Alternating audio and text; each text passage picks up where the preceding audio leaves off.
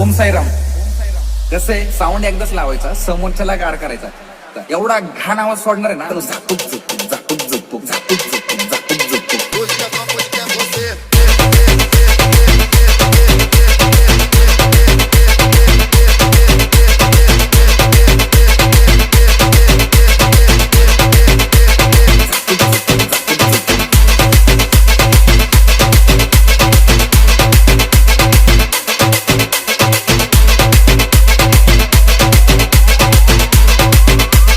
Exclusive.